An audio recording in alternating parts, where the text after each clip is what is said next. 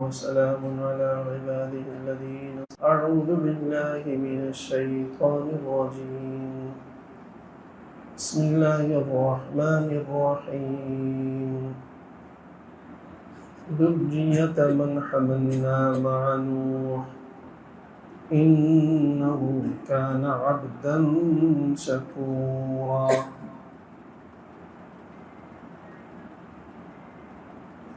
یہ سورہ بنی اسرائیل ہے، اس کی آیت نمبر 3 ابھی تلاوت کی ہے۔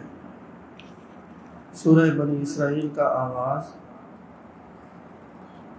نبی کریم صلی اللہ علیہ وسلم کے معراج کے واقعے کے ذکر سے ہوا ہے۔ پہلی آیت میں یہ بتایا تھا کہ پاک ہے وہ ذات جو راتوں رات اپنے بندے کو مسجد حرام سے مسجد اقصی تک لے گئے تاکہ اپنے بندے کو کچھ نشانیاں دکھائیں ہم۔ یہ پہلی آیت کا آغاز ہے۔ اس کے بعد فرمایا کہ ہم نے موسیٰ کو کتاب عطا کی تھی تاکہ وہ بنی اسرائیل کے لیے ہدایت کا ذریعہ بنے، اور اس ہدایت کا کیا خلاصہ اور مغز تھا وہ بتایا تھا کہ وہ یہ تھا کہ اللہ تتخذوا من دونی اولیاء، اللہ تتخذوا من دونی وکیلا۔ ہم نے تورات کتاب موسیٰ علیہ السلام کو عطا کی تھی تاکہ بنی اسرائیل کے لیے وہ کیا ہو، ہدایت نامہ، یعنی اس کے مطابق وہ زندگی گزاریں تو ان کے لیے صحیح رہنمائی کرے گا۔ تو اس میں رہنمائی کی بات یہ تھی کہ میرے علاوہ کسی کو کارساز نہ بناؤ، وکیل، یعنی تورات میں تو پورا اس وقت کا جو اسلام تھا، جیسے قرآن ہے آج، تو پورا اسلام تھا اس وقت کے لحاظ سے، اس میں فرائض، عبادات، کتنے احکام ہوئے ہوں گے، لیکن یہ فرمایا کہ وہ ہدایت کا جو ہم نے جو ان کو ہدایت کا ذریعہ بنا کر بھیجی، تو وہ ہدایت اور رہنمائی اس میں کیا تھی، یہ تھی۔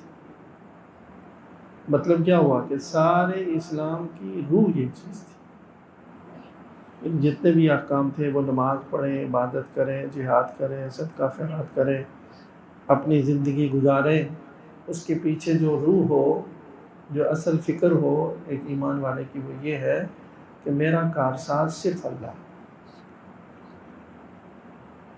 یہ وہی توحید ہے، یعنی اللہ کے سوا کسی اور کو کارساز کا مطلب کیا ہے، کام بنانے والا،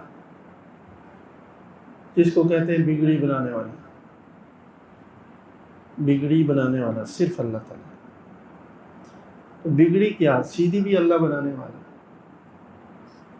سیدھی بگڑی سب اللہ تعالیٰ بنانے والا۔ میرے علاوہ کسی کو کارساز، کام بنانے والا، دل میں اس کو قرار نہ دو، میرے سوا کسی اور کو دل میں یہ جگہ نہ دو کہ میرے سوا تمہارا کوئی کارساز اور کام بنانے والا کوئی اور ہستی اور کوئی اور ذات بھی ہے۔ یہ روح تھی اس ساری تورات جو ہدایت نامہ تھا، اس کی یہ روح تھی، اسی کے ارد گرد سارے احکام تھے۔ تو یہ بنیاد ہے۔ جب اس مرکز کے ساتھ انسان جڑ جاتا ہے کہ میرے سارے کاموں کو بنانے والی ایک ہستی ہے، تو مطلب یہ ہے کہ جو دنیا میں ظاہری اسباب ہیں اس کو اختیار کرنے کے بعد بھی جو صحیح عقیدے والا مومن ہے، اس کا کیا نظریہ ہوتا ہے کہ اسباب تو میں نے اختیار کیے ہیں، لیکن ان اسباب کے پیچھے اصل ہاتھ کار فرما اللہ کا ہی ہے۔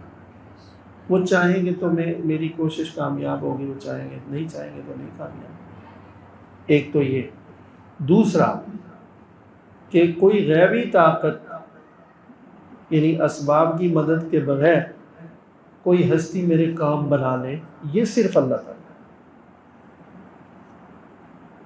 ظاہری اسباب میں بھی اسباب اختیار کرنے کے بعد یہ عقیدہ رکھنا کہ ان اسباب کے اختیار کے بعد بھی اصل ان اسباب کی وجہ سے کامیابی جو دیں گے وہ اللہ تعالیٰ کا حکم کیسے ہوگی، یہ مطلب ہے کارساز کا۔ اور اسی کے ساتھ کہ غیبی طور پر یعنی ظاہری اسباب کے بغیر میرا کام بنے، یعنی مشکلات حل ہوں، میرا مسئلہ حل ہو، یہ صرف اللہ تعالیٰ کے اختیار میں ہے، یہ ہستی صرف اللہ کی۔ یہ عقیدہ بنیاد ہے ہر نبی کی تعلیم اور اللہ تعالیٰ کا۔ کیوں کہ بندہ صحیح معنی میں اسی وقت اللہ سے تعلق پیدا ہوگا جب ہر طرح کے مفاد کے بارے میں مخلوق سے کٹ کر اللہ سے امید رکھے، تب وہ مخلص مومن ہوگا اور صحیح بندہ ہوگا۔ دنیاوی لحاظ سے بھی دیکھیں، اگر ایک آدمی کو 10 جگہ کام نکلنے کی امید ہو، اس کے مقابلے میں ایک دوسرا بندہ ہے جس کا کوئی ایک ہی سہارا ہے، تو جو ایک سہارا ہے اس پر وہ کتنا بھروسہ کرے گا، اس کا وہ کتنا وفادار ہوگا۔ اور جس کے 10 جگہ کام نکلتے ہیں وہ کہتے ہیں یہ نہیں کرے گا تو کوئی میں وہاں سے کروا دوں گا، وہ اتنا وفادار مخلص نہیں ہوگا۔ تو اللہ تعالیٰ یہ ایمان اور توحید یہ ہے کہ یہ یقین بٹھانا چاہتے ہیں کہ تم صرف مجھ سے یہ امید، یہ توقع اور یہ یقین رکھو کہ صرف ایک میری ہستی ایسی ہے جو تمہارا ہر کام بنا سکتی ہے، اور دنیا کے کسی سے یہ امید، توقع، رشتہ نہ رکھو۔ میں ہی لوگوں کے دل میں ڈالوں گا اگر کسی کو سبب بنانا ہے، میں ہی تمہارے لیے مشکلات دور کروں گا۔ تو جب اس قدر ایک ہستی کا یقین دل میں آتا ہے کہ وہ ظاہری اسباب کے بغیر بھی میری مدد کر سکتی ہے، میری مدد کرتی ہے، تو دل چاہتا ہے کہ صرف اسی کی عبادت کی جائے، یہ اس کا لازمی نتیجہ ہوگا۔ پھر کسی بت کے سامنے، کسی دوسرے کے سامنے سر جھکانے کا سوال ہی پیدا نہیں ہوتا۔ سر جو جھکتا ہے وہ اسی وجہ سے کہ پہلے دل میں یہ عقیدہ آتا ہے کہ کوئی اور بھی میرا کام بنا سکتا ہے۔ ان کے دل میں شیطان نے یہ ڈالا کہ جی یہ فلاں بزرگ ہیں، یہ بڑے پہنچی ہوئی شخصیت ہیں، اللہ تعالیٰ کے ہاں ان کا بڑا مرتبہ ہے، اللہ کے پیارے ہیں، اور یہ اللہ سے کہیں گے تو تمہارا کام ہو جائے گا۔ تو یہ پہلا قدم ہوتا ہے۔ انہوں نے کہا کہ جب یہ آسان ہے، ہم ان کو پتہ نہیں، اللہ تو نظر بھی نہیں آتا ہے، کس کام سے خوش ہے نہیں ہے، ان کی خدمت کر لیتے ہیں، تو یہ ہمارا کام اللہ سے بنوا لیں گے۔ یہ پہلا قدم ہوتا ہے بھٹکنے کا۔ اللہ تعالیٰ سے اپنی کوئی بھی حاجت پوری کرنے کے لیے، کام بنانے کے لیے کوئی درمیانی واسطہ ایسا نہیں ہے کہ وہ کوئی اللہ پر اثر انداز ہو جائے، کہ اللہ اس کی بات نہ ٹالے، ایسا بھی نہیں ہے۔ اور نہ ہی ایسی پابندی ہے کہ اس کے بغیر آؤ گے تو تم اکیلے تمہاری بات، تمہاری درخواست نہیں سنی جائے گی، کوئی سفارشی لاؤ، یہ بھی نہیں۔ اللہ تعالیٰ تو ہر بندے کو کہتے ہیں کہ ڈائریکٹ آ جاؤ، بغیر کسی واسطے کے آؤ، تنہا میرے سامنے آؤ۔ اور اگر کسی کی سفارش لاؤ گے تو کون اللہ پر کوئی اثر انداز تھوڑی ہو سکتا ہے۔ بات سمجھ میں آ رہی ہے؟ یہ الگ بات ہے کہ نیک لوگوں کی دعائیں قبول ہوتی ہیں، نیک لوگوں کی سفارش بھی اللہ تعالیٰ قبول کرتے، اس کا انکار نہیں ہے، لیکن غلطی کیا ہے کہ وہ ایک اتنی سی بات تھی کہ ان کی بھی دعا شامل کر لو، تو اس کو ختم کر کے انہی کی دعا اور انہی کی مدد اور انہی کے قدم میں چلے گئے، یہ غلط ہو گیا۔ وہ بھی جب زندہ ہوں، جب کیا ہوں؟ زندہ ہوں۔ تو مرنے کے بعد کیا ہے؟ نیک لوگوں کا وسیلہ دے کر دعا کریں تو جائز ہے، جائز ہے، بس اتنی بات ہے۔ ورنہ اس کی بھی کوئی ضرورت نہیں ہے کہ دعا میں کوئی اللہ نے یہ شرط رکھی ہوئی ہو کہ فلاں کی بھی سفارش ذکر کرو، حتیٰ کہ رسول اللہ صلی اللہ علیہ وسلم کی سفارش کا بھی ذکر، وسیلہ اگر ذکر نہ کریں تو کوئی دعا کی قبولیت میں شرط نہیں ہے، اس لیے کہ خود نبی کریم صلی اللہ علیہ وسلم نے کہیں بھی یہ شرط ذکر نہیں کی کہ تم اللہ سے دعا مانگتے ہوئے میرا وسیلہ دو۔ ایک صحابی کو سکھائی ایک دفعہ کا واقعہ، ان کی کوئی حاجت تھی، ان کو سکھایا یوں دعا مانگو کہ اے اللہ اپنے نبی کے وسیلے سے میرا یہ کام کر لیجیے۔ اب وہ ہر وقت یہ رکھا جائے تھوڑی ہے، آپ نے فرمایا کہ والد کی دعا رد نہیں ہوتی، مسافر کی دعا رد نہیں ہوتی، روزہ دار کی دعا رد نہیں ہوتی، دو اذان اقامت کے درمیان دعا رد نہیں ہوتی، مظلوم کی دعا رد نہیں ہوتی۔ انتہائی درجے کوئی پریشان ہو جس کو مضطر کہتے ہیں، سارے دنیا کے سارے رشتے ٹوٹ گئے، خلوص دل سے جب اللہ سے فرمایا اس کی دعا رد نہیں ہوتی۔ امن یجیب المضطر اذا دعا، قرآن میں بھی مضطر کی دعا اللہ فرماتے ہیں کون سن؟ مضطر یہی ہے جس کو بہت ہی پریشانی میں چلا ہے۔ کہیں بھی رسول اللہ صلی اللہ علیہ وسلم نے فرمایا کہ بھائی نہیں میرا وسیلہ دو گے، نیک لوگوں کا وسیلہ، وہ اسی لیے کہ یہ چیزیں بعض اوقات ابتدا یہیں سے ہوتی ہے، پھر ہوتے ہوتے یہ ہوتا ہے کہ شیطان بندوں کو اللہ سے رشتہ ہی کاٹ دیتا ہے۔ ہر دور میں ہر امت میں گمراہی یہاں سے ہے۔ مسلمانوں میں بدقسمتی سے یہ چیز بہت ہے پھیلی، اور سب سے بڑی بدقسمتی کیا ہے کہ اس کو بعض لوگوں کو وہ علم رکھتے ہیں اور اچھا خاصا، تو ان کو اس سے چڑ ہوتی ہے توحید کی بات سے۔ توحید کی بات کرو، اللہ تعالیٰ سے بندوں کو جوڑنے کی بات کرو، آپ کو توحید کا ہزا ہے، اللہ آخر کیوں چڑ ہے کہ بندہ صرف اللہ سے امید رکھے؟ اس کا مطلب ہے کچھ خطرہ ہے، واللہ کو اپنی دکانداری کا مسئلہ تو نہیں۔ بندے ڈائریکٹ ہو گئے سب اللہ سے، تو ہمیں کون بزرگ مانے گا؟ ہماری دکان کیسے چلے گی؟ تو ڈرایا ہوا ہے کہ جب تک ہمیں خوش نہیں کرو گے تو اللہ خوش نہیں۔ واللہ عالم یہ بات ہے یا کیا ہے؟ ایسے بدگمانی نہیں کرتا ہوں، لیکن کیوں چڑ ہے اس بات سے کہ ایک بندے کو آپ ڈائریکٹ اللہ سے کیوں نہیں ہونے دیں گے؟ کسی سے امید مت رکھو، صرف اللہ سے رکھو، اس میں کیا حرج ہے؟ تو ایمان کی سلامتی اس میں تو اتنے خطرات ہیں کہ آدمی شرک میں چلا جائے گا۔ ایک عام آدمی ہے جو پوری بات نہیں جانتا، تو اس نے اس کو کسی بزرگ کی قبر پر دعا کر لی یا وہاں کوئی خیرات تقسیم کر دی، اس کا مسئلہ حل ہو گیا۔ اس کا تو عقیدہ یہ بن جائے گا کہ یہ بزرگ کرتا ہے سب کچھ، اور کتنے لوگوں کے یہ عقیدے بنے، کسی اللہ والے کی مزار پر یا کسی بزرگ کے اس پر کوئی خیرات دے دی، کوئی دیگ دے دی اور کام ہو گیا، تو وہ بیٹھے ہوئے وہ اور کہتے ہیں دیکھا ہم نے تو کہا یہ حضرت صاحب ہی سب کچھ کرتے ہیں۔ تو لوگوں کے ایمان سے کھیلتے ہیں، اور خوف خدا نہیں، چند ٹکوں کی خاطر۔ تو یہ اول دن سے یہ فرمایا، دیکھو کہ ہم نے موسیٰ کو کتاب عطا کی جو بنی اسرائیل کے لیے ہدایت کا ذریعہ تھی، اور وہ ہدایت کیا تھی؟ وہ ایک بات ذکر کی ہے، وہ ہدایت یہ تھی کہ تم میرے سوا کسی کو کارساز نہ بنانا، دل میں یہ ٹھکانہ نہ دینا کسی اور کو کہ وہ بھی آپ کے کام بنا سکتا ہے۔ اللہ تتخذوا من دونی وکیلا۔ سورہ مزمل جو یہ تو بہت بعد کی صورت ہے، بالکل ابتدائی مکی دور کی صورت ہے جو رسول اللہ صلی اللہ علیہ وسلم پر نازل ہوئی۔ اس میں کیا ہے؟ رب المشرق والمغرب لا الہ الا هو فاتخذہ وکیلا۔ خود رسول اللہ صلی اللہ علیہ وسلم کو فرمایا کہ جو مشرق اور مغرب کا رب ہے اس کے سوا کوئی معبود نہیں، اسی کو وکیل بناؤ، اسی کو کارساز بناؤ۔ اے محبوب کہ یہاں بڑا پھسلے ہیں لوگ اور ہر وقت پھسلتے ہیں، اس لیے اس کی تاکید، یہ روح ہے، یہ بنیاد ہے کس چیز کی؟ ہدایت کی۔ اس میں کوئی لچک نہ رکھے۔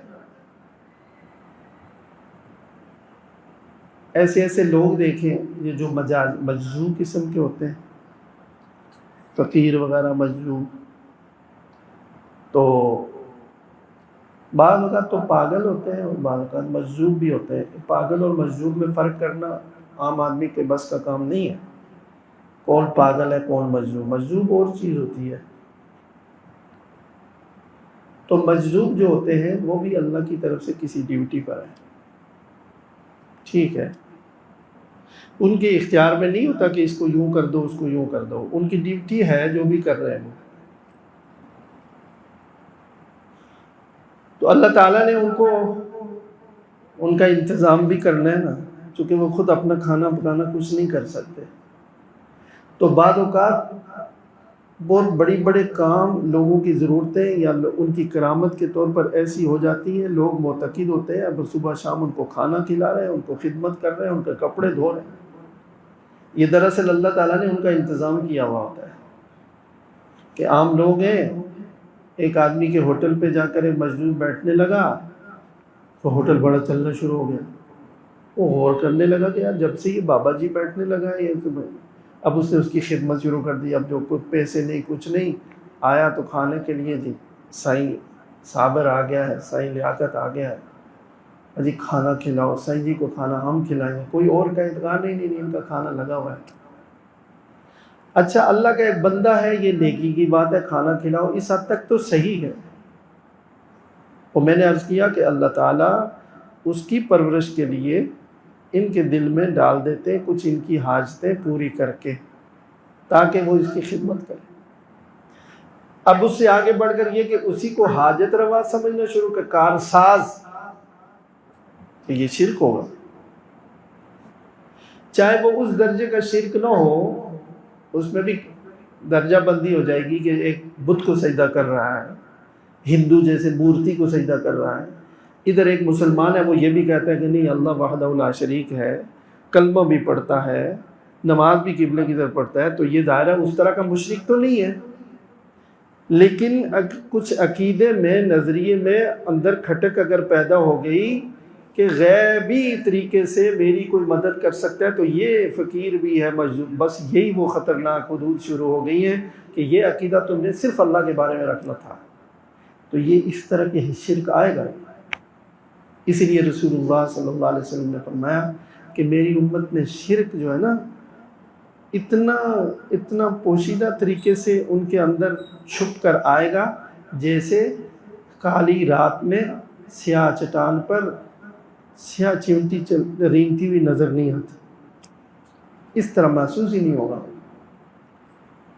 ادھر جناب کچھ لوگ ہیں وہ کہتے ہیں نہیں شرک تو ختم ہو گیا، شرک ہو ہی نہیں سکتا، اور دروازہ کھول کر دو لوگوں کو تاکہ کھلے شرک میں۔ تو یہ ایمان کو بچانا ہے، یہ ہدایت کی بنیاد ہے کہ کارساز اللہ کو بنانا۔ کیا مطلب؟ کہ ظاہری اسباب بھی اختیار کرنے کا حکم ہے، لیکن عقیدہ یہ رکھنا ہے کہ ان اسباب کے پیچھے، ان اسباب میں کامیابی کا اثر رکھنا یہ اللہ کے اختیار میں اور اس کے حکم اور اس کی مرضی پر ہے۔ اور اگر اسباب نہیں ہیں تو غیبی طریقے سے وہ صرف اللہ تعالیٰ ہی حاجتیں پوری کرنے والے، کوئی اور نہیں۔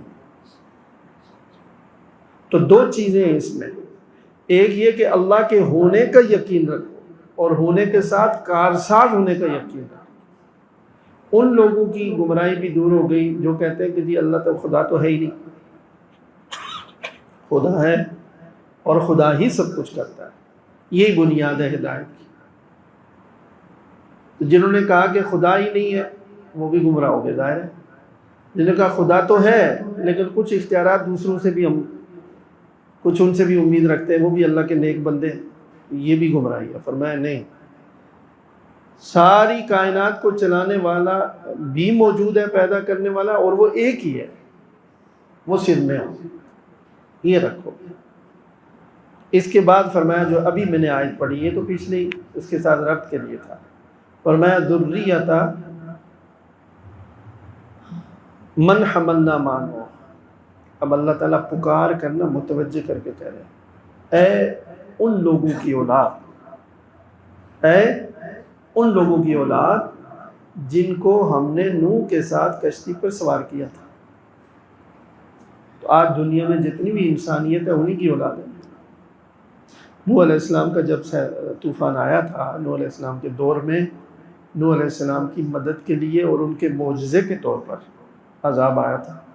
سب لوگ، جو لوگ ایمان نہیں لائے تھے، شرک پر تھے، کفر پر تھے، یا خدا کے وجود کو ہی نہیں مانتے تھے، اللہ کے پیغمبر کو جھوٹا کہتے تھے کہ کوئی تعلیمات والی بات نہیں ہے، اپنی مرضی کی زندگی گزارو، تو وہ کیا ہوئے؟ غرق ہوئے۔ تو جو لوگ اللہ کے رسول پر، نوح علیہ السلام پر ایمان لائے تھے، تھوڑے سے تھے، بعض روایت میں 80 آتا ہے، 80 گھرانے، تو ان کے لیے حکم ہوا تھا کہ بس ان کو کشتی پہ سوار کریں، تو وہ بچے تھے، باقی سب ہلاک ہو گئے، اب آگے ان کی اولاد ہے۔ تو اس واقعے کو یاد دلا رہے ہیں دو باتوں کی طرف توجہ دلانے کے لیے اللہ تعالیٰ۔ ایک تو یہ سوچو کہ اس وقت جو لوگ غرق ہوئے کیوں غرق ہوئے، وہ بھی یہی بات ہے کہ اللہ کے ساتھ شریک بناتے تھے یا اپنی مرضی کی زندگی گزارنا چاہتے تھے۔ اللہ کے نبی اور رسول جو اس وقت تھے ان کی تعلیمات کو کوئی توجہ نہیں دیتے تھے، یہی ان کا جرم تھا، اور کیا تھا،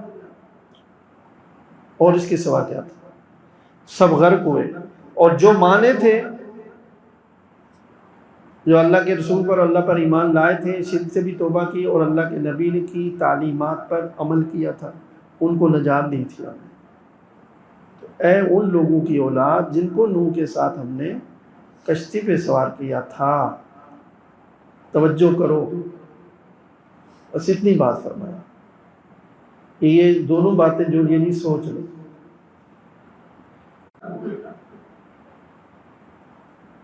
نوح علیہ السلام کا ذکر آیا تو اللہ تعالیٰ نے فوراً آگے کہہ دیا انہ کان عبدا شکورا، کہ نوح تو بندہ تھا بڑا شکر گزار۔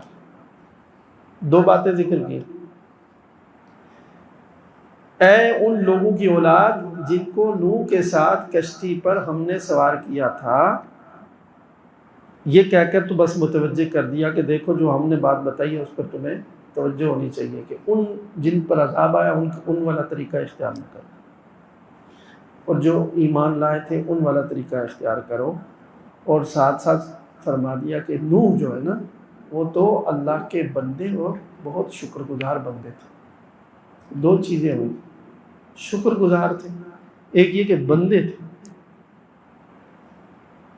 بندے کا مطلب کیا ہوا کہ اللہ کے حکم کو پابند تھا، اپنی مرضی کے مطابق نہیں چلتے تھے، کیا تھے، اللہ کے حکموں کے پابند تھے۔ یہ ہے بندہ ہونا۔ اور جو اللہ کے حکموں کا پابند نہیں ہے تو وہ اللہ کا بندہ نہیں ہے۔ لوگ کیا کہتے ہیں، آزادی، تو یہ تو میں پہلے بھی کئی بات عرض کر چکا ہوں کہ اس سے بڑا کوئی دھوکہ یا اس سے کوئی جھوٹ نہیں ہے کہ اس دنیا میں کوئی آزاد ہو۔ کوئی آزاد نہیں، پابندی کرنی ہے آپ نے۔ موٹی سی بات ہے، جس ریاست میں ہوں گے اس ریاست کے کچھ قوانین ہیں یا نہیں؟ کیسے آزادی ہے؟ سڑک پر نکلیں گے اس کے ٹریفک کے قوانین ہیں بھائی، پابندی ہے، تمہاری مرضی نہیں ہے۔ دکان کے پر جاؤ گے تو وہاں لین دین کے اصول اور قوانین ہیں، تمہاری آزادی تھوڑی ہے۔ کس نے کہا آزادی ہے؟ ایسی پابندیاں، ایسے قوانین، ایسی چیزیں کہ سوچ بھی نہیں سکتے۔ یہ تو جھوٹ ہے کہ جی آزادی، میرا جسم میری مرضی، ہم اپنی مرضی سے جئیں گے۔ مرضی سے کہاں جئیں گے؟ ہاں، آزادی سے مراد لیتے ہیں کہ اللہ اور اس کے رسول کی حکموں کی پابندی نہیں کریں گے تو کس کی کریں گے؟ شیطان اور نفس کی غلامی کریں گے۔ آزادی نہیں ہے، غلامی ہے، لیکن کس کی؟ نفس کی اور شیطان کی، خواہشات نفس کی غلامی اور شیطان کی غلامی۔ جو آزادی کہے گا، آزادی ہو نہیں سکتی اس دنیا میں، ممکن نہیں، یہ اللہ نے اختیار ہی نہیں دیا۔ بندہ ہی بن کر رہنا ہے، لیکن بندہ اللہ کا بن کر رہو، پابندی تو ہے۔ تو اسے نوح علیہ السلام کے بارے میں فرمایا انہ کان عبدا شکورا، وہ اللہ کے بندے تھے، اللہ کے حکموں کے پابند تھے، یہ ان کی خصوصیت تھی، اور شکر گزار تھے وہ۔ تو شکر گزار جو بندہ ہوگا نا وہ شکر گزار ہی ہوگا، اس لیے کہ شکر گزاری کا مطلب کیا ہے؟ فرما بردار، فرما بردار۔ تو لہذا اسی لیے فرمایا کہ جو شرک کرتے ہیں نا وہ شکر گزار نہیں۔ اسی طرح ہم اگر کبھی کبھار کوتاہی، غلطی، گناہ ہو جائے وہ تو الگ بات ہے، لیکن ایک آدمی اپنی روٹین بنائے دین کی تعلیمات کے خلاف تو یہ ناشکرہ ہے، چاہے وہ زبان سے کتنی مرتبہ لاکھ دفعہ الحمدللہ کہے۔ شکر گزاری یہ کہ جس اللہ نے اتنی نعمتیں دی ہیں، زندگی دی ہے اور آگے جنت بھی ہمارے لیے رکھی ہے، سب کچھ، یہ تو آدمی ایک ایک چھوٹے سے چھوٹے حکم کو پورا کرے، اللہ شکری کر رہے ہیں، فرما برداری میں کمی۔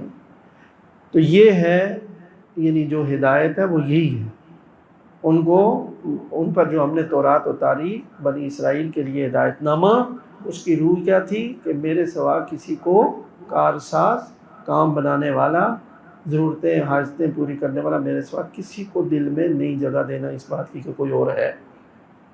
اس میں نے عرض کیا کہ اللہ کے وجود کا ذکر بھی آ گیا کہ یہ مانو کہ اللہ اس کائنات میں ہے، اور دوسرا یہ کہ وہ بیکار نہیں بیٹھا ہوا ہے، سارے کام اسی کے اختیار سے ہوتے ہیں، اسی کی مرضی سے ہوتے ہیں، کوئی اور اس کے ساتھ شریک نہیں ہے۔ اسی سے لو لگاؤ، اسی سے تعلق بڑھاؤ، اسی سے محبت کرو، اسی کے سامنے سجدہ کرو، اسی سے دعائیں مانگو، اسی کے نام پر صدقہ کرو، اسی کے نام پر عمرے کرو، حج کرو، قربانی کرو، صرف اسی کے لیے۔ اور پھر یہ کہ اللہ کے نبی جیسے اللہ کے بندے ہوتے ہیں اور فرما بردار، شکر گزار، اس طرح اللہ تعالی ہم سب کو ہدایت عطا فرمائے۔ وآخر دعوانا